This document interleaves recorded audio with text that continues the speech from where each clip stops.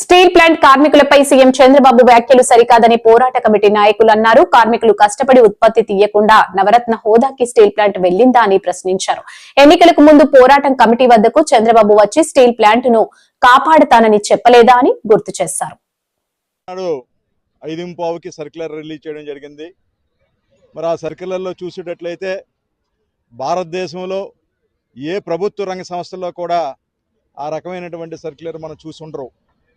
మరి ఆ సర్క్యులర్లో ఉత్పత్తి ఆధారంగా మీకు శాలరీస్లు జీతాలు చెల్లిస్తామని చెప్పేసి యాజమాన్యం చెప్పడం అనేది విడ్డూరంగా కనబడుతుంది. మేము నిన్న అక్టోబర్ వరకు కూడా యాజమాన్యం నిర్దేశించినటువంటి ఉత్పాదకత ఫుల్ఫిల్గా చేశాము. మరి దానికి సంబంధించినంత వరకు యాజమాన్యానికి తెలుసు.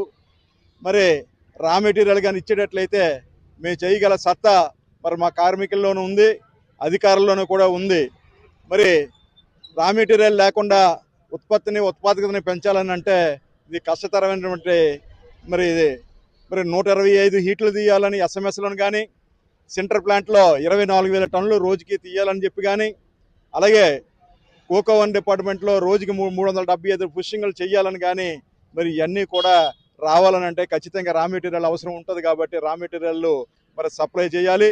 అలాగే ఏదైతే మరి ప్లాంట్లో మిషనరీకి విడిభాగాలు కూడా అవసరం, మరి విడిభాగాలను కూడా మరి స్పేర్ పార్ట్స్ని కొనవలసిన ఆవశ్యకత కూడా మరి యాజమాన్యం మీద ఉంది. మరి దీన్ని కూడా మీరు పరిగణలోకి తీసుకోవాలని చెప్పేసి యాజమాన్యానికి సూచిస్తూ, అలాగే మరి రాష్ట్ర ప్రభుత్వం కూడా మాట్లాడినటువంటి మాటలు అవి విడ్డూరంగా కనబడుతుంది.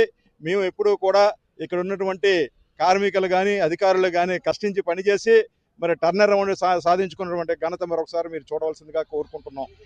ఎందుకంటే సుమారు 12,000 కోట్ల రూపాయలు పెట్టి మరి ఇక్కడ ఉన్నటువంటి ఎక్స్పెన్షన్కి వెళ్ళి మళ్ళీ ఒక 5-6 వేల మందికి ప్రత్యక్షంగా మరి అక్కడ ఉన్నటువంటి ఉద్యోగులు కూడా ఉద్యోగస్తులు చేయడం కూడా మరి స్టీల్ ప్లాంట్కి చెల్లింది అని చెప్పేసి మీకు తెలియజేసుకున్నాం. బిఆఫర్లో కానీ, అలాగే హుదూ తుఫాన్లోనూ కూడా ఎన్నో రకమైనటువంటి కార్యక్రమాలు చేసి మరి స్టీల్ ప్లాంట్ గట్టెక్కించాం ఇదే కార్మికులు అని చెప్పేసి మరి ఇక్కడ ఉన్నటువంటి రాష్ట్ర ప్రభుత్వానికి కానీ, కేంద్ర ప్రభుత్వానికి కానీ తెలియజేస్తున్నాం.